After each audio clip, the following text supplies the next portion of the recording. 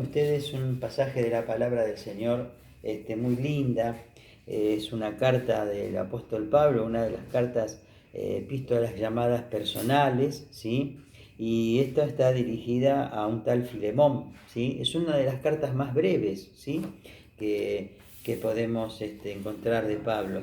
¿Sabe qué? Es una carta, yo dije que recién que era personal, y es verdad, es una carta muy personal, muy personal. En las otras cartas generalmente Pablo se presenta como Pablo, apóstol, ¿no es cierto? Dando a entender quién era él, ¿no es cierto? Él era el apóstol, era el líder, era, en fin, tantas cosas. Y acá él comienza la salutación de una manera diferente, ¿no es cierto? Dice Pablo, prisionero de Jesucristo. Así comienza. Yo creo que cuando pienso, no sé, cuando Pablo escribió esta carta, nunca se hubiese imaginado que esta carta tan breve, tan personal, tan emotiva y tan diferente a las otras cartas donde habla específicamente de doctrina, de formas de culto, da consejos muy importantes. Esta es una carta muy emotiva, muy personal, ¿sí? Que él escribe a su amigo y hermano en Cristo, Filemón. Yo decía recién, creo que Pablo nunca se hubiese imaginado que esta carta iba a formar parte del canon de las Escrituras. Era una carta, fue escrita también para los colosenses, ¿sí? Dos cartas, a la iglesia de Colosas y a Filemón, ¿no es cierto? Y fue enviada por la misma persona a los dos, ¿sí? Bueno, les decía, y él estaba preso, por eso decía prisionero de Jesucristo, ¿no? Mire, prisionero de Jesucristo, no dijo prisionero de los romanos. Si bien estaba preso por los romanos, estaba diciendo estoy prisionero de Jesucristo. Y esto nos enseña muchas cosas. Sobre todo podemos meditar, yo creo que Pablo acá está diciendo que él está aceptando la voluntad de Dios, no está preso de los romanos. ¿Sí? Él es prisionero de Cristo, ¿sí? Así Dios lo permitió, entonces él está haciendo la voluntad de Dios. Qué hermosa lección para que nosotros podamos aceptar también algunas cosas que no nos gustan. Yo no creo que a Pablo le gustara estar preso, ¿eh? Pero dice, yo soy prisionero de Jesucristo. O sea, estoy preso por la causa de Cristo y por la voluntad de Él, nada más, ¿sí? No toma en cuenta que los que lo estaban apresando eran los romanos. Parece ser que él estaba preso, en este caso, en una casa. Él estaba, como se dice ahora, con una prisión domiciliaria. No creo que tendría el no creo que tendría ¿cómo se llama? Eso que le ponen, la tobillera, ¿no? No existe bien en ese tiempo.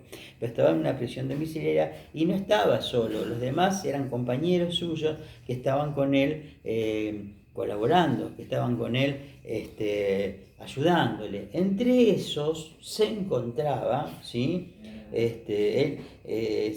Había muchos conocidos de él, ¿sí?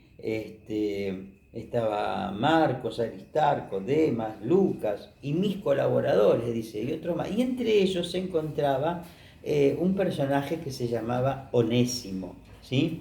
Entonces acá decíamos que era una carta muy emotiva, acuérdese, de Onésimo, diferente a las otras, y le habla a Filemón, primero destacando el amor que tenía Filemón por los demás. Le dice, entre otras cosas, que siempre estaba orando por él, ¿sí? Y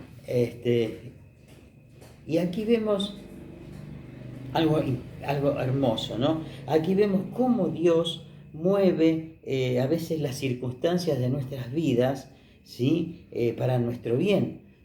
Nada es coincidencia, nada es casualidad. A lo mejor puede existir alguna coincidencia en algunas cosas, pero no todo es así, ¿no? Dios es el que maneja los hilos de nuestras vidas, el que maneja nuestras circunstancias. Mire usted, Filemón tenía un esclavo, era un hombre rico, un hombre importante, tenía a varios esclavos, sí, seguramente, y vivía en Colosas.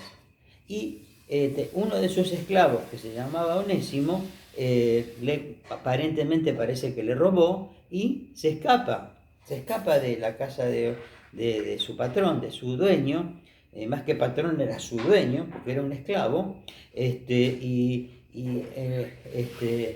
Onésimo se escapa y se va hacia Roma. Hace un viaje muy, pero muy largo, ¿no?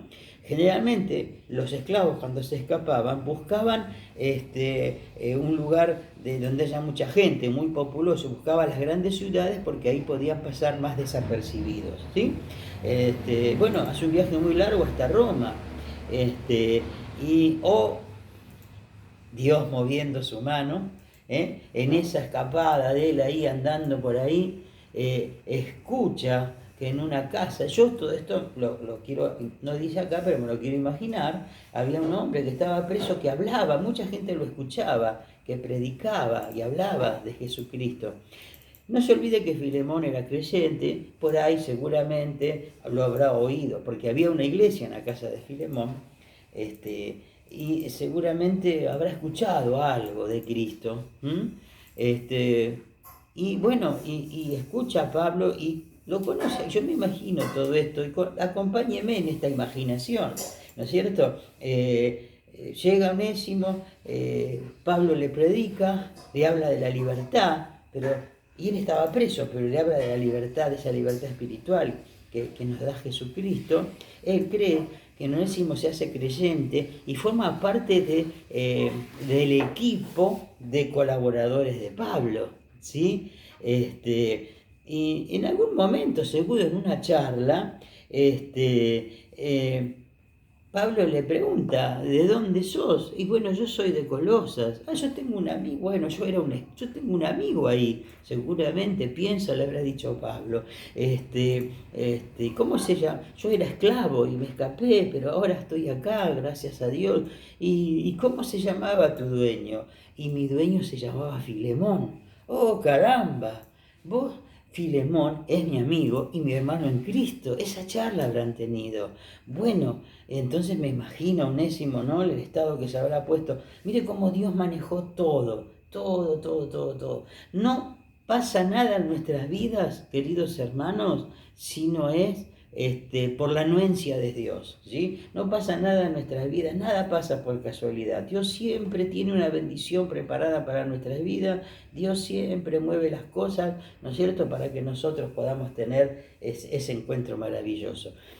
Onésimo, ¿qué necesitaba? Libertad espiritual. ¿Qué necesitaba? Salvación. Aquí Pablo no habla en contra de la esclavitud, ni mucho menos, si no podría ser se armaría un lío bárbaro, ¿sí? Bueno, pero de todas maneras, acá Onésimo era salvo. Se da cuenta, se conocen.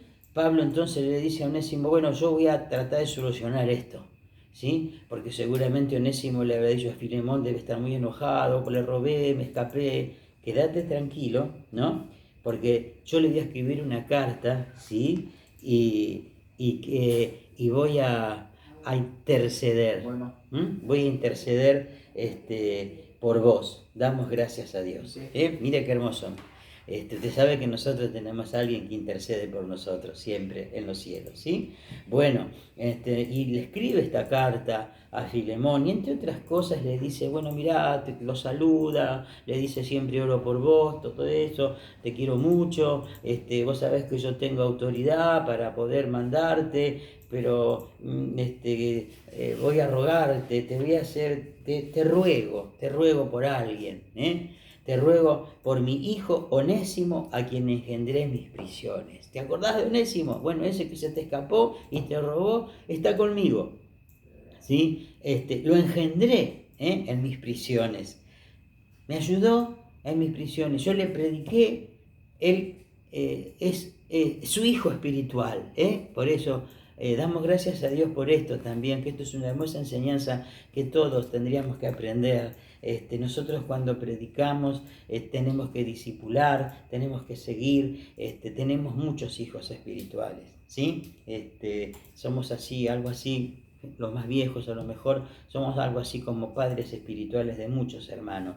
Y te ruego por mi hijo Onésimo, le dice, el cual en otro tiempo te fue inútil, lo trató de inútil, ¿sí? Pero ahora a ti y a mí no es útil. Onésimo quiere decir útil. Es un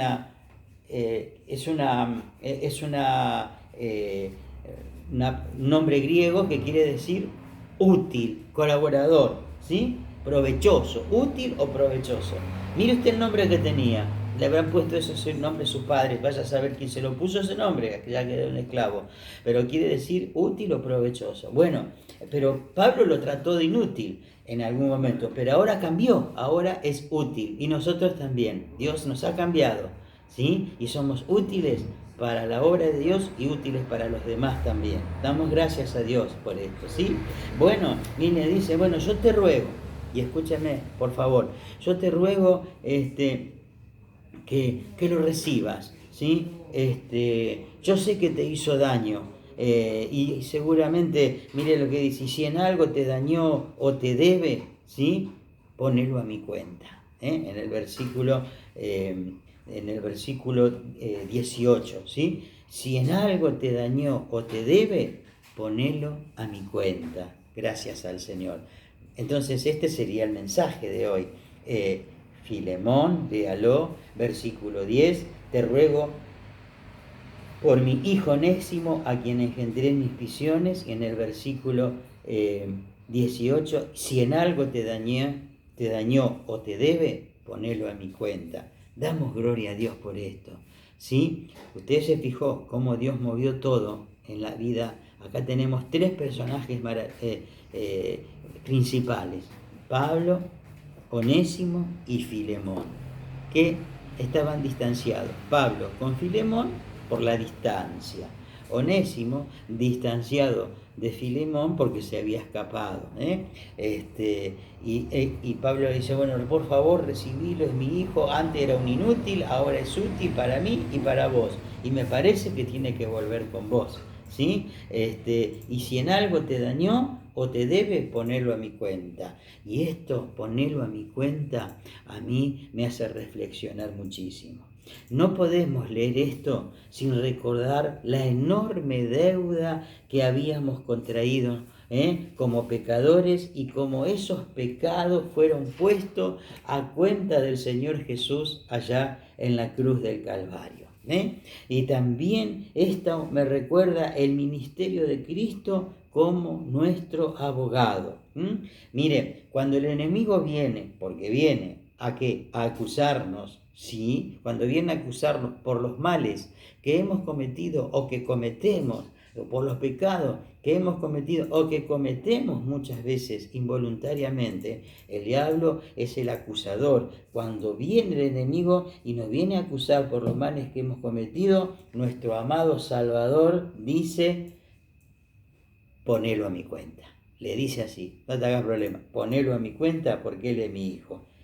Esto es maravilloso, hermanos, saber de que somos bendecidos por el Señor y que el Señor tomó a su cuenta todos nuestros pecados. Esto es lo que hizo Pablo con respecto a Onésimo, no es nada más que esto, es una cosa maravillosa. Él quizás, Pablo, no se puso a pensar que él era en lo que estaba haciendo era un tipo de Cristo, ni mucho menos. Ni siquiera, como le dije al principio, se habrá imaginado que esto iba a estar en el canon de las Escrituras. Él necesitaba reconciliar, que estos dos se reconcilien, que Filemón, que ya era un hombre cristiano, que lo reciba, que lo perdone, y si le debe algo, ponelo a mi cuenta. Damos gloria a Dios. Esta es la doctrina de la reconciliación, hermanos, ¿sí? Onésimo no quedó apartado de su amo. Onésimo no quedó separado de su amo, ¿sí? De su amo Filemón. Volvió, pero volvió por medio del ministerio de Pablo, por medio del ministerio de Pablo quedó eliminada toda deuda, ¿sí? El esclavo quedó reconciliado con su amo. Damos gracias a Dios. Así nosotros estábamos alejados de Dios por nuestros pecados, pero por medio de la muerte y resurrección de Cristo, los creyentes hemos sido reconciliados por Dios. Y quiero decirles, gloria a Dios, que esto es lo que nosotros tenemos, este ministerio. En 2 de Corintios, capítulo 5, del 17 al 20, ya no tengo más tiempo, pero le ruego que lo lea. 2 de Corintios 15, 17 al 20, dice que Dios nos dio un ministerio. El ministerio de la reconciliación mediante Cristo. Damos gracias al Señor. Por lo tanto, dice Pablo en esa epístola, reconciliados con Dios. Si tenemos algún problema, alguna dificultad con alguno, reconciliémonos, ¿sí? Esto va a terminar pronto, entonces va a terminar en algún momento, entonces preparémonos para trabajar en ese ministerio maravilloso, el ministerio de la reconciliación. Si está peleado con su hermano, reconcíliese, ya está. Si está peleado con Dios, usted me dirá, hermano, ¿cómo me voy a pelear con Dios? Bueno, algunas veces nos enojamos, reconciliémonos, no podemos estar así con el Señor. Dios les bendiga. Gracias le doy a Dios por este grato momento, por poder estar junto a ustedes. Y les mando un abrazo enorme, un abrazo online. ¿Sí? Un abrazo de todo mi corazón. Gloria al Señor. Ya pronto nos vamos a volver a ver con toda seguridad. Me encomiendo a sus fieles oraciones. Sepan que, como les dije al principio, siempre estoy orando por ustedes.